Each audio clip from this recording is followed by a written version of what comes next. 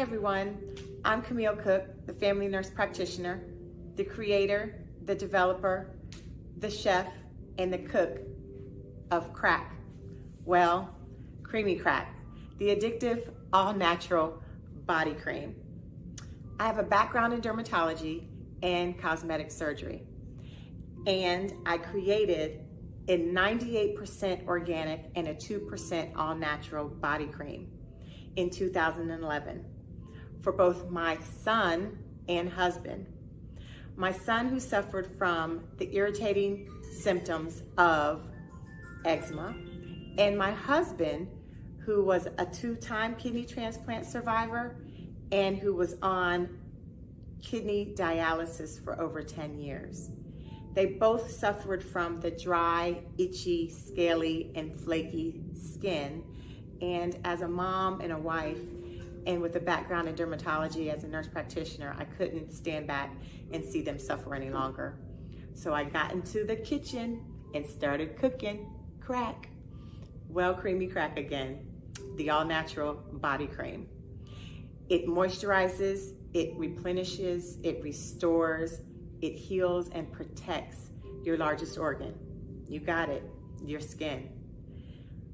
I have been able to make such a difference in the lives of those people who suffer from the irritating symptoms of being on kidney dialysis or who are awaiting a kidney transplant, and also for those who suffer from eczema. Those people or individuals have suffered way too long and tried too many things to help their skin come back to life. I am so honored and grateful for you to try this all-natural body cream. Again, that's going to help you look and feel better with your skin. Creamy Crack can be found on all social media platforms at Creamy Crack Body Cream, or it can be purchased at creamycrackbodycream.com. I look forward to serving you, sharing with you, and making an impact in your life.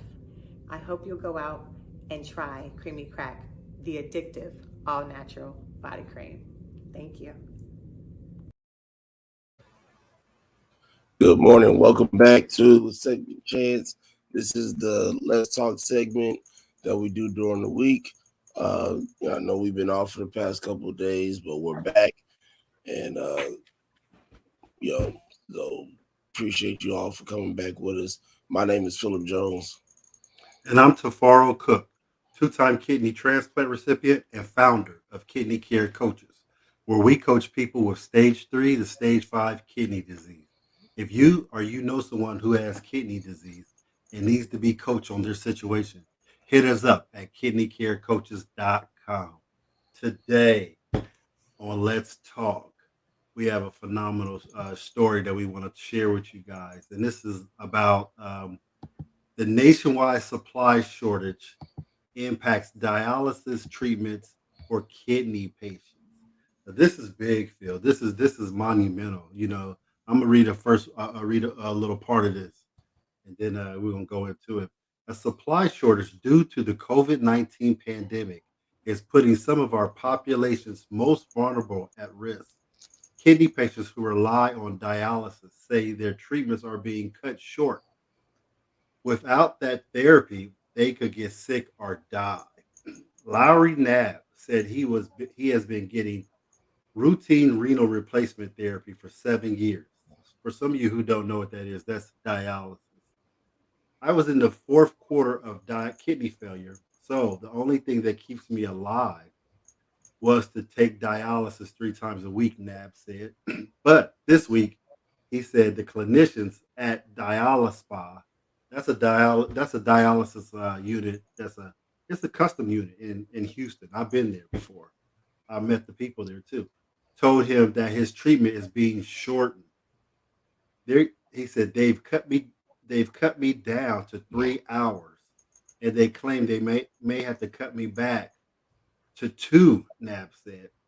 The 80-year-old, his wife and daughter who take him to therapy were caught off guard. I had no idea this was coming, Knapp said.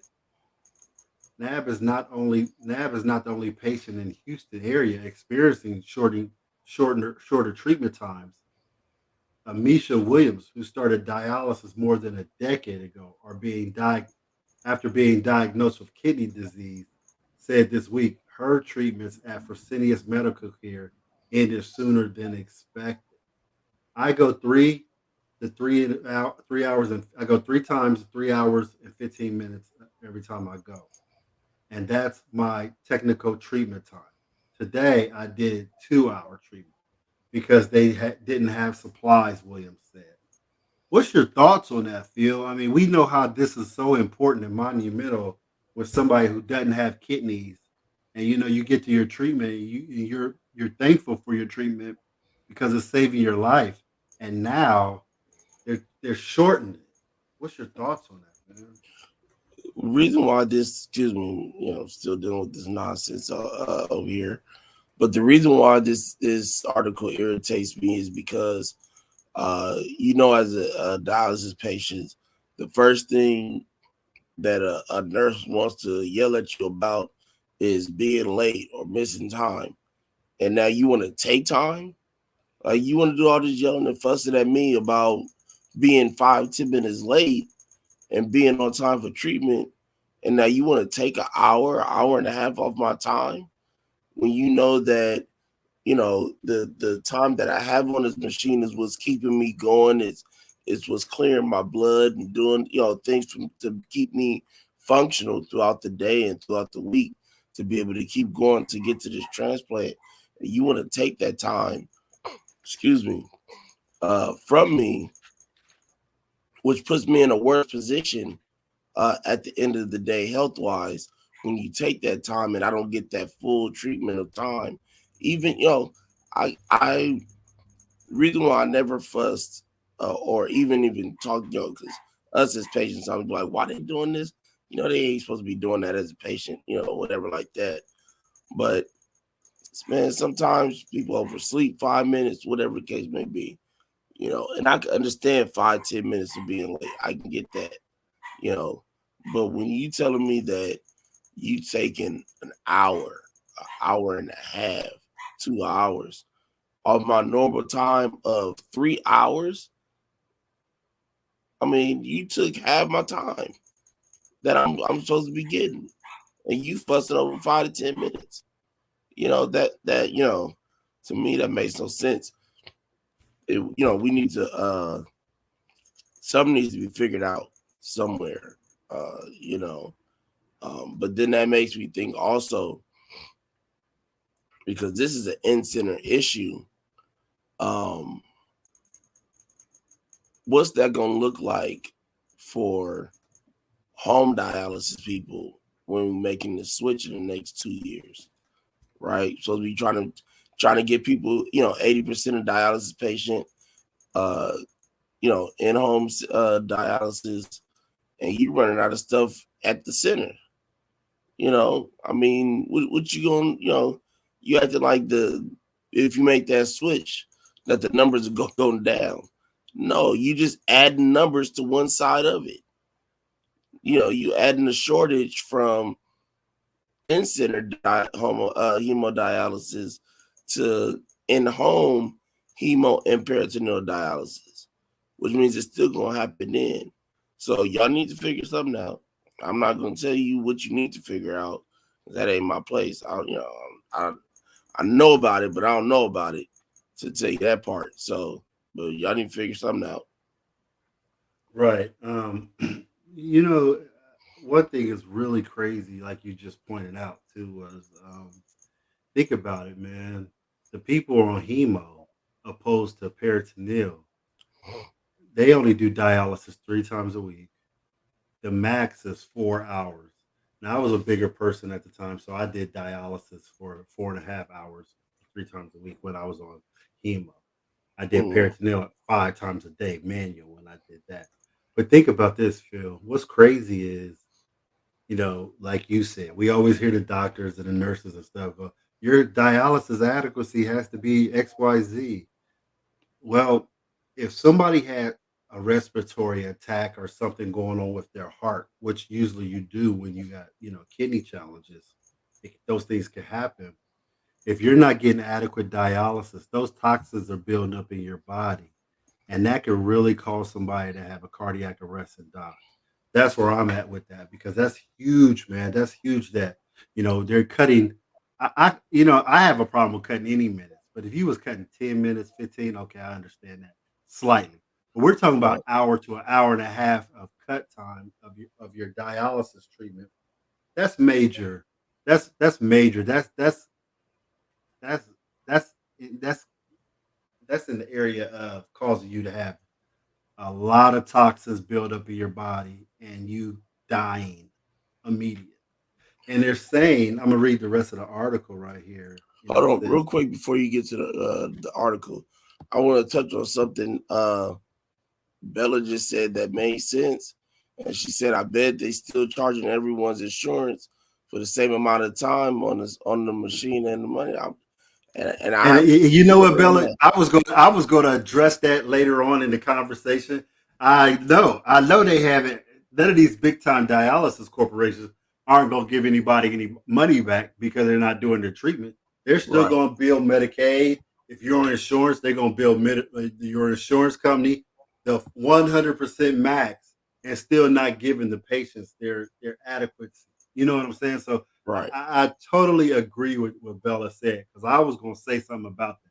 She took the words right out of my mouth. That's critical right there.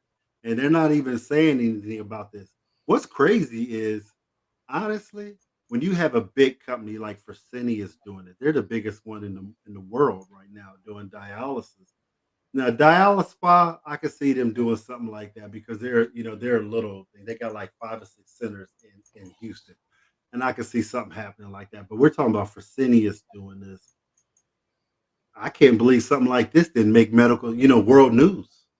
This is the kind of stuff right here that should make world news when we're talking about the pandemic. Uh, having an effect on people. We're having an effect on a lot of people when you're talking about taking away their dialysis time. And what's crazy about this article is what it said was the people didn't even expect it. They come in. You come in running thinking you're gonna run your full treatment. We're gonna cut you an hour and a half off your treatment because we don't have the supplies. That's what this article is saying. So that is crazy. Let me read the rest of this right here. It said Williams said the clinic handed her an emergency treatment packet, which included her physician's prescriptions, so that she could begin looking for dialysis somewhere else. Man, and that's the only time they do something like that is when you're non compliant, when they don't want to deal with you. But now we're starting to see this right here. This is crazy. This is scary. When you find out in a spur of the moment, you're like, oh my God, where am I going to go? What am I going to do? Man, this is crazy. All of us, I can only imagine going to my dialysis like, hey, we got to give you a card. You can't do dialysis. Mind you, you might have 5 pounds of fluid on you too. You might need that dialysis right there. It might be an emergency situation. And what Billa said, that's critical because it can be critical in if anybody who's done dialysis before, you're out there, you can understand I'm talking about hemodialysis with this. If you don't feel good and you go to your treatment, it cleanses your body. You might not feel good later on that day, but the next day you do feel a lot better. You do feel better the next day. You're not gonna feel better if you just run in 3 hours. You're gonna still feel like crap because you still got a ton of fluid. You still got a ton of toxic waste in your body already that the body has not, that the kidney dialysis has not filtered out. So Especially that that is, that weekend time. oh man, Those 2 days yeah, instead of that one day, or you go on vacation or something like that, and you don't run your normal time. Excuse me, on because you can go travel and still go to a different center wherever right. you are, and so uh, they may only have a certain amount of time able to be set aside for non-regular patients that come in, so you might not have got the full time. They gave you enough for it to be effective. So you coming home like, I need to get in here, get on this machine when I get back home. and get this full 4 hours. Excuse me. Right. What's crazy about this other situation, they're saying the acid concentrate, the spokesperson confirmed, this is a spokesperson for Fresenius Medical North America, the company that distributes supplies to more than 2,600 dialysis centers across the country, including the one where Williams and NAB received treatment. A spokesperson confirmed they are experiencing shortage of acid concentrate, a fluid used in dialysis process. I mean, that's the same fluid that Dwellin and Anthony and we all talked about the other night when we were talking about the fluid room and dialysis, the water and stuff when it Right. comes to dialysis. And just imagine that, man. So they have a shortage because of COVID-19. Okay, maybe, and I think they for the acid concentrate, if I'm not, I think they for North America, they make it here in the States. Now in Germany, where Fresenius is their foundation, they make theirs over there. I would think they would have to start having people work overtime or something, man, because this acid concentrate is the most critical thing you need for hemodialysis. And when people can't do their proper hemodialysis, this is catastrophic. This could happen where we could see people in a matter of days passing away on dialysis because they're not getting their full treatment. And this might have a lot to do with what we talked about earlier when 2025, like you said, 80% of all dialysis patients are going to be home. So if you're on Fresenius's next stage, if you're on Tableau's, Outset Tableau's dialysis, you might be better off doing something like that, doing it at home because the centers are running out of acid concentrate. Wow, this is blowing me away, man. I just You know what's my crazy? my heart feel goes to these people. Go ahead. Go ahead.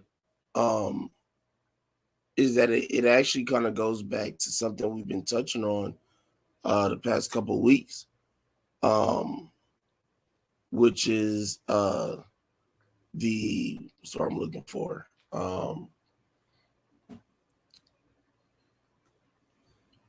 I don't want to necessarily call it a rule or a law, but uh, like we were talking about how UK does the opt out thing, right? Where you have the decision, if you don't want to be a donor, you have to go and opt out I yourself. posted that today too. I posted Right.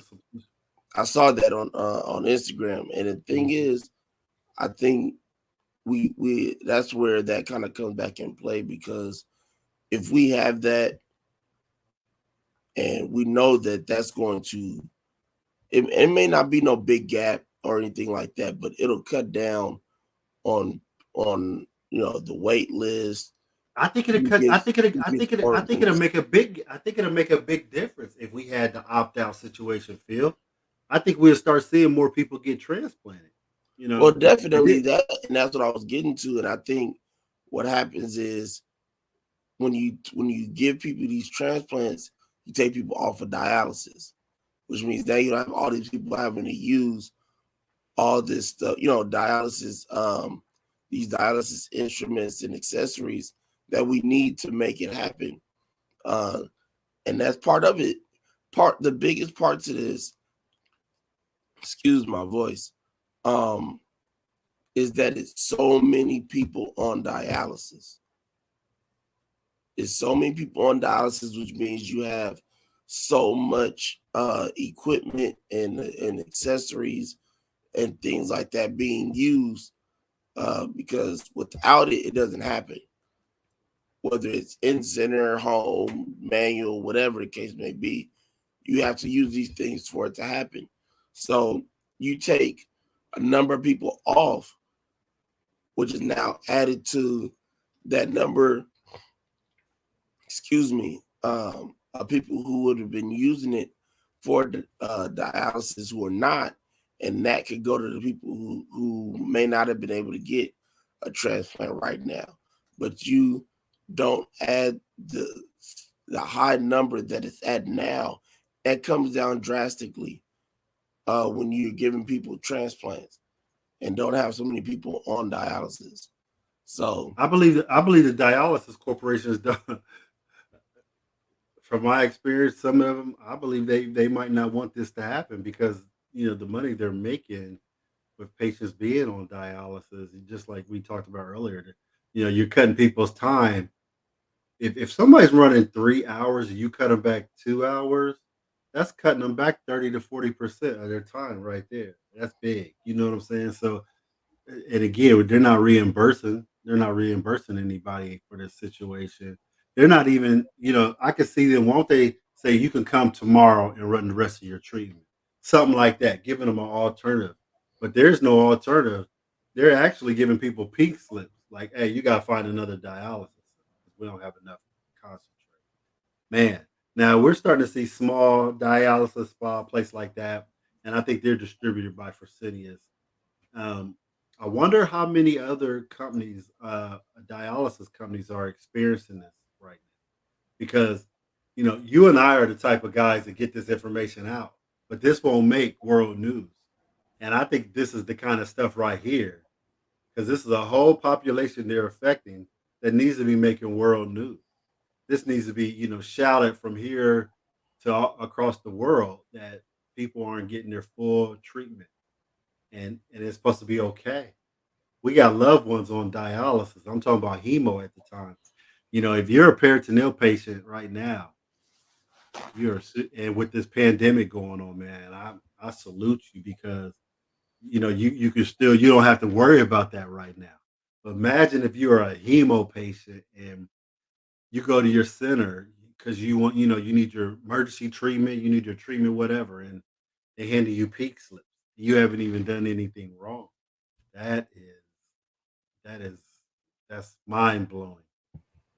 And I'll go back to even to the point you said, you could be 5 to 10 minutes late and they're ready to dock you where you can't even run your treatment. I've seen that stuff happen too. Somebody 4 or 5 minutes late and they cut your treatment at the end. Like, you wasn't here on time, so we got to cut your treatment. Now they just cutting you because of this. So what do we do? Does the people who make the acid concentrate, do they hire more people? Do they run them, a longer shift or whatever? Because this is impacting people's lives. What's your thoughts on that? How do we solve this? What's one of the solutions? Do we run? Do we the people who are making it? Do we have them do overtime so they can run so we can make more, or do we give the patient more time? Like they could do if they're TTS, they could do TWTS, like a Tuesday, Wednesday, and then Thursday. What's your thought? well, I think we need to figure out exactly what the problem is first. Because the amount of people working is definitely a possibility of what the problem can be. The other problem can be the inner workings of making uh, this stuff, as in, like, I don't want to call it ingredients. It's not like you making a cake. Um, excuse me. Um, are we? I guess I want to say losing the amount of the inner ingredients of these things that that we are making, which is causing it to be a shortage. Because it may be the fact that there's a shortage of the 100% ending of it, what it comes out to be, because there's a 25-30% drop of what we have. And I don't know what goes into making the concentrate and all that stuff like that, but what I'm saying is it may be something, one of these things that goes into all this to make it, that's dropped, that's causing them to say, okay, well, we can't put so much of XYZ in it or whatever to make it. So I want to know, is it I mean, because again, like I said, your point is definitely valid and important. It could be the number of people working, the hours that they're working, but we may need to add some overtime to some people's time to be able to get this stuff made. It may just be the fact that it needs to be made. That could easily be the problem, but it also can be, uh, like for instance, uh, the shortage when we first started COVID. Right, first thing we started seeing going was water. Right, and all of a sudden there's no water, but then all that stuff picked up over time again. So, and granted, you don't need nothing to make water; you just need water to make water. But what I'm saying is, uh, at any given time, you can lose the addition of something that goes into that. So they may have only like 2-3 ingredient things that go into that concentrate to make that for dialysis, but they got one thing that's like, okay, like for instance, um, we know that pe- uh, tree make paper, right? Basically, that's kind of how that goes. But then when you start running out of trees, what you run out of? Paper. I believe it sounds like it's a more of a manpower thing. If COVID is going on, we can't get people to work because they're COVID. They have to you know quarantine for 10 to 14 days. They can't go to work because they get everybody else can get exposed to COVID as well. So it sounded like it's a manpower thing where they might have to start hiring more people and things like that in the replacement of people not being there. I don't see it being a water problem. I don't see it being an acid concentrate problem. I think they have enough. I believe from what the article said is just we don't have the manpower, and it's because of COVID-19. People, Right. being down. But I think this is big. I think this is something that definitely needs to be addressed. My goal is to look into this further and bring you people more information about this because again, we got a lot of people that we know that are doing hemodialysis, and this is very real critical. So, and with that being said, with COVID-19, I didn't even think about this. COVID-19 is affecting a lot of people's kidneys. So therefore, with the concentration might be going to people's hospitals that are, in kidney failure, acute kidney failure, I should say, because Right. we're starting to see a lot of people in acute kidney failure. Now, what acute kidney failure is when the kidneys aren't functioning due to, they have something suppressing them. Well, it could be COVID, it could be a stroke, it could be any of these modalities that you have and that could be causing the problem. So we do see that because I remember when COVID-19 first hit, all the big corporations, Baxter, DaVita, Fresenius, who make the products, they went into overdrive because Fresenius was making dialysis machines 24 hours a day. Why? They were making the portable ones because there were so many people having COVID that their kidneys were being affected by the COVID disease. So that could be it, where the acid is going to people who are, on acute. It could be a manpower thing. It could be several of these things. It could also be what Phil talked about, where are we losing an ingredient in there or something like that. Um, I would like to look into this deeper, man. Our goal should be is to try to find some more information on this because this is huge. I believe it's huge because it's affecting people right now. Because again, the gentleman that's going to dialysis treatment today, he's on the third shift. I'm just using him as an avatar. He's going to third treatment. His first two treatments, they used the one earlier, the other one, and then the third treatment. They've already used up all the acid concentrate. He gets there. He's 5 kilos over fluid wise. He has toxin buildup. He's getting to his treatment. He's thinking like, man, I can get to this treatment, then get these 5 kilos off me, and I feel a lot better. And he goes in there and say, we can't even run you. Here's a pink slip. Now this can happen because this just happened to this lady, just like that. Yeah. And what is that person going to do? You just can't go get emergency dialysis. You just can't go in the McDonald's drive-thru. Hook me up to dialysis room. I'm just Right. keeping it real.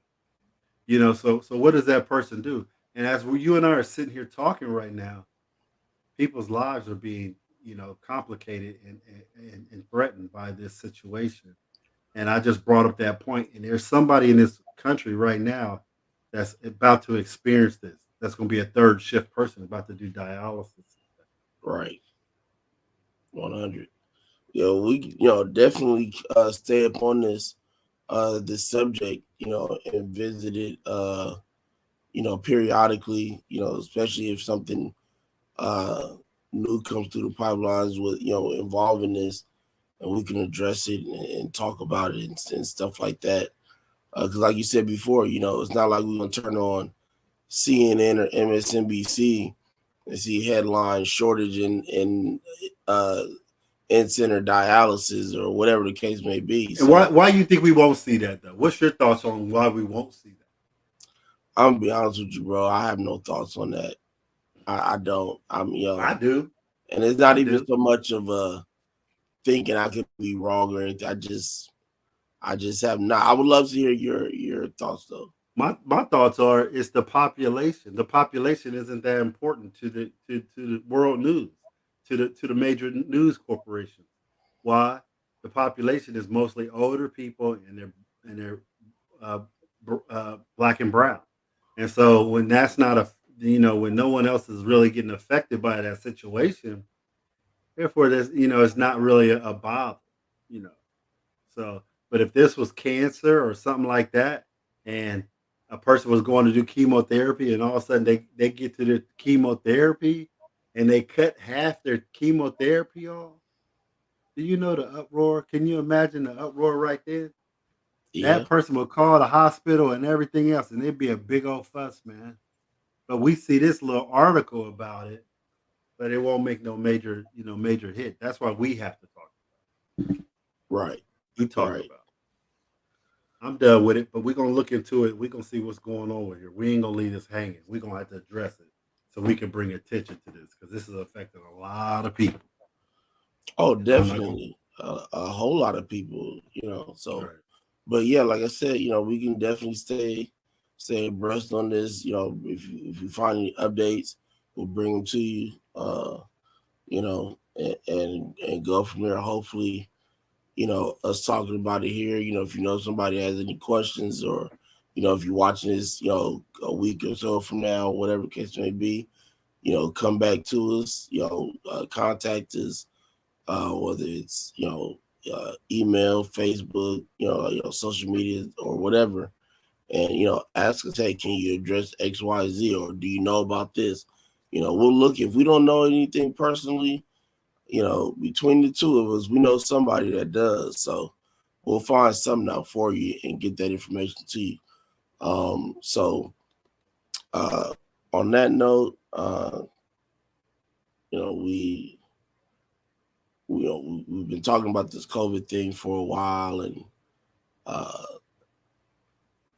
it's COVID's taken a lot of people's lives, adults, kids, whatever the case may be. So, and the reason why I mention that is for two reasons.